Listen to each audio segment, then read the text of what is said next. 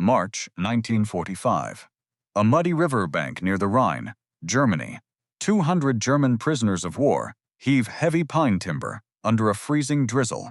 They drag granite stones to stabilize the shoreline. American combat engineers shout orders over the roar of rushing water and diesel engines. This bridge must span the river within 48 hours to keep the tanks moving forward. Suddenly, a pristine military sedan pulls up to the construction site. A staff officer steps out holding a clipboard and a freshly typed directive. He orders the work to stop immediately. He commands the prisoners to drop their tools and line up for evacuation back to a rear area camp. A legal memo written miles away from the front line has just paralyzed a critical combat engineering operation. General George S. Patton will respond to this administrative roadblock with a swift, calculated, and legally airtight solution that forces the bureaucracy to bear the weight of its own paper. This is the story of what Patton did when a legal ruling pulled 200 workers from his bridge and added 5 days to the war. Before we continue, make sure you subscribe. We tell the World War II stories that show the order that came from a desk, not a foxhole. Captain James Harding was 27 years old and came from Pittsburgh, Pennsylvania. He commanded a combat engineer company in the Third Army. Before the war, he worked for a steel fabrication plant on the Monongahela River. Learning the strength of steel cables and heavy timber, he enlisted the day after Pearl Harbor.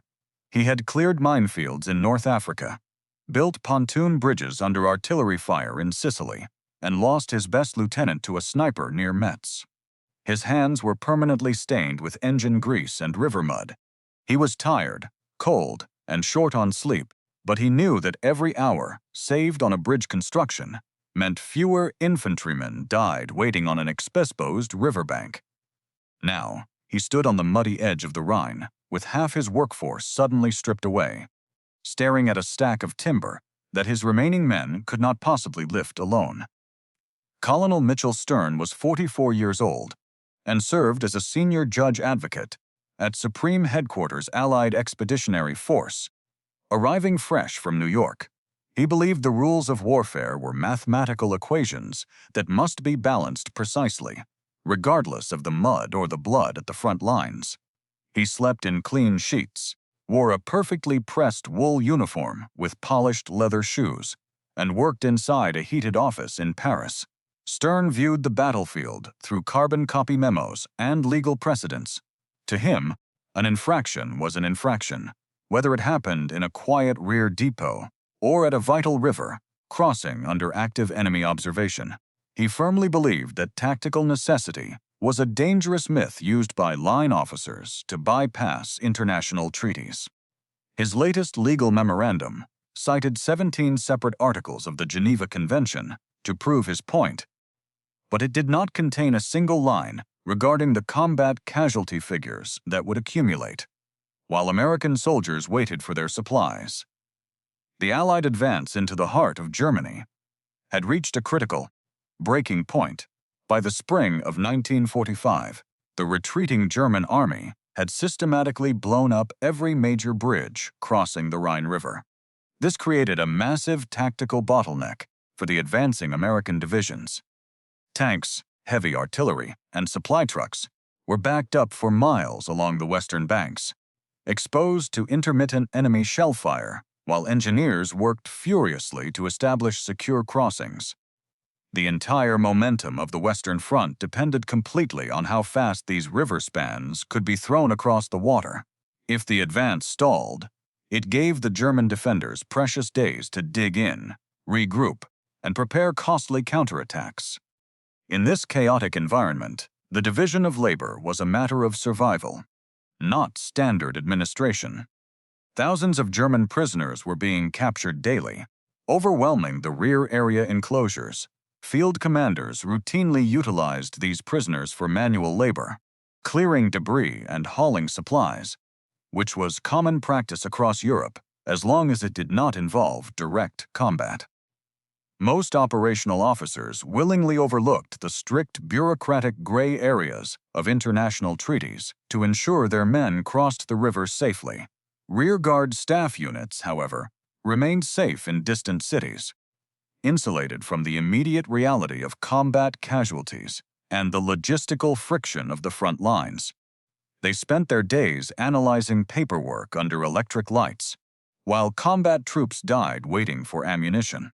Captain Harding had spent the last 24 hours supervising the placement of massive timber supports, pushing his engineers to the point of absolute physical exhaustion. The sudden removal of his 200 prisoner laborers threatened to turn a routine 2-day construction job into a 5-day disaster. The riverbank was about to become the scene of a bitter procedural standoff. Harding walked up the muddy riverbank toward the parked sedan. Stern stood beside the vehicle, adjusting his wool gloves and holding his clipboard. Harding saluted, his muddy hand leaving a dark smear on his helmet. "Colonel, we need these men on the timber lines right now. We are on a tight schedule." Stern looked at the captain, his boots clean on a small patch of gravel. "These men are being removed from this site immediately, Captain." Harding shook his head, looking back at the rushing water of the Rhine. "Sir, if you take these 200 prisoners, this bridge construction stalls completely.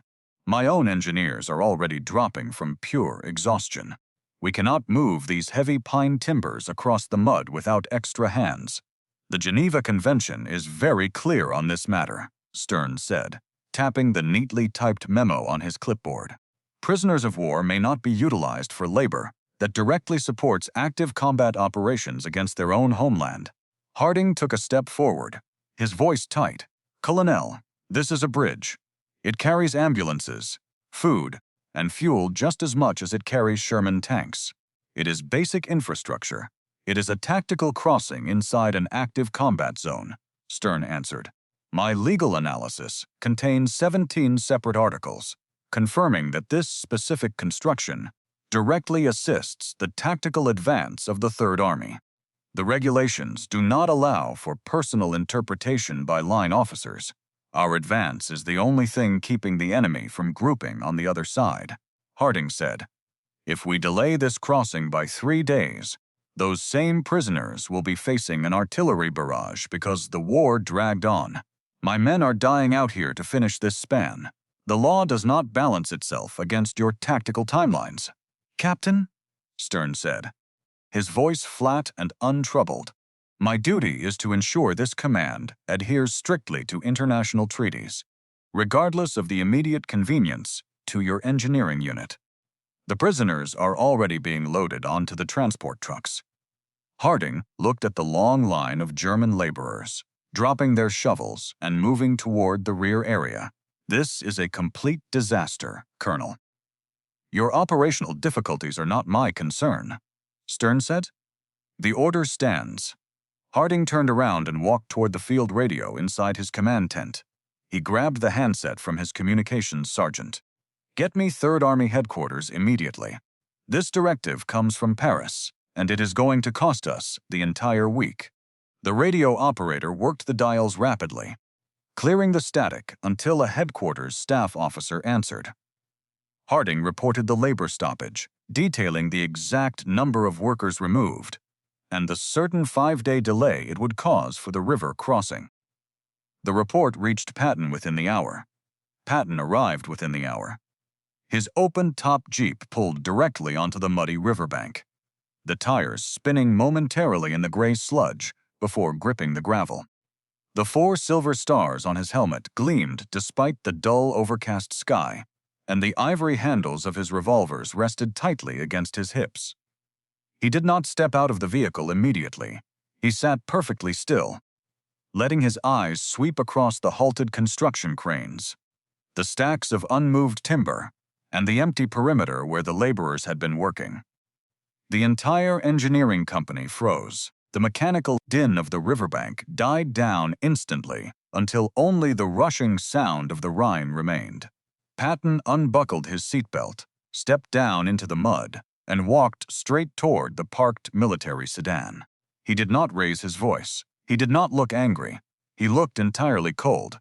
Patton studied him. Stern stood by the sedan door, holding his clipboard tightly against his chest. "Colonel, why are these men not moving timber?" Patton asked. "They have been removed by legal directive," General Stern said. "Who signed that directive?" Colonel Patton asked. "I did, sir, as the senior judge advocate representing the theater command regulations," Stern answered. "And your directive states that prisoners cannot build this span?" Patton asked. "Yes, General, because this specific bridge directly supports tactical combat operations against Germany, which violates the strict legal boundaries of the treaty," Stern said. Patton took one step closer, his eyes fixing on the clean, brass buttons of the colonel's jacket. "You have read the treaty very carefully, Colonel." "I have." "General," Stern said, shifting his weight, "it is a matter of international law." Patton looked at the clipboard. "You have 17 legal citations written down on that paper, Colonel. You have spent many comfortable hours in Paris studying the paragraphs and balancing the margins.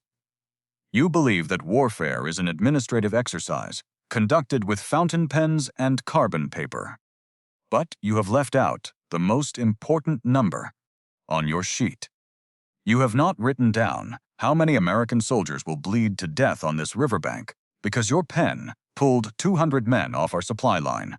The men of the Third Army do not wait for lawyers to finish reading before they fight. They are fighting a war that these exact prisoners started. Captain Harding has spent 3 years buried in the mud of Europe trying to clean up the mess, while you have stayed entirely dry. You have used the law as a shield to protect your own administrative vanity, turning a treaty meant for human protection into a tactical weapon against the very army that enforces it. I respect the Geneva Convention, Colonel. I respect it enough to know it allows us to govern an occupied zone through necessary civil labor. But I also respect the lives of my infantrymen who are currently exposed to enemy fire on the wrong side of this river. When your legal interpretations create operational delays that cost American lives, I expect you to experience the exact weight of that equation. You have a choice, Colonel. You can sit in the back of your sedan and watch this bridge take 5 days to finish, or you can find a way to replace every single hand you just pulled off my line. Decide now." Stern remained completely silent, his face turning pale as he looked at the general. He did not speak. Patton turned back to Captain Harding and authorized an immediate overtime construction schedule with his own troops. He then ordered his staff officers to commandeer civilian laborers from the nearby German towns, utilizing the legal authority granted under occupation law. Colonel Stern watched from the steps of his sedan as the engineering site erupted into a new wave of frantic activity. Local civilian men were loaded into transport trucks under military escort. Their hands quickly handed shovels and axes to replace the missing labor force. Stern could smell the heavy exhaust of the trucks, the sharp scent of freshly cut timber, and the damp river mist hanging over the muddy banks. The remaining American engineers, inspired by the general's intervention, redoubled their efforts. Working straight through the night, under the glare of truck headlights, civilian workers hauled heavy stones to stabilize the riverbank, while soldiers bolted the massive steel trusses into place.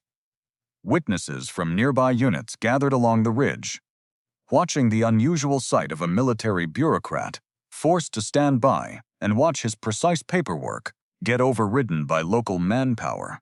The bridge, which had faced a crippling 5-day delay, was completed and opened for heavy traffic in exactly 3.5 days. Tanks began rolling across the Rhine. Captain James Harding went home to Pittsburgh after the war, returning to the steel fabrication plant on the Monongahela River, where his career had begun. He lived a quiet life, raising 3 children and rarely speaking about his time in Europe, though he kept a small, splintered piece of Rhine timber on his workshop desk for the rest of his days.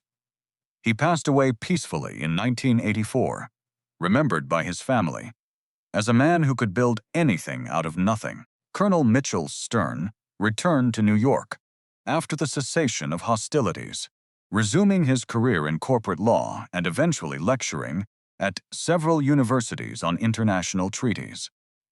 He remained deeply bitter about his encounter on the riverbank, occasionally writing anonymous articles criticizing the administrative overreach of wartime field commanders. He retired to New England and lived out his final years in seclusion until his death in 1976. General George S. Patton never mentioned the incident in his public briefings, but he kept the engineer company's operational report folded neatly inside his personal desk diary. In a private letter to his wife later that spring, he wrote that the only proper way to read a legal treaty on the battlefield is with a loaded revolver on your belt and the lives of your soldiers in your heart. Some historians have argued that the decision to strip prisoner labor from the bridge site was legally sound and necessary to preserve the moral authority of the Western Allies. They claim that bypassing international treaties for tactical speed risks, undermining the entire framework of global rules. Others have argued the opposite, maintaining that administrative rigidity during a critical military advance creates artificial crises that directly cost soldier lives. They believe that local field commanders must possess the flexibility to adapt regulations to reality when a bottleneck delays an entire army. What is certain is that the bridge was completed rapidly, keeping the Third Army moving forward into Germany. If you had been in Patton's position, would you have done the same? Or would you have accepted the administrative delay and risked the lives of your soldiers? Let us know in the comments. And if you want more stories about the order that came from a desk, not a foxhole, make sure to subscribe.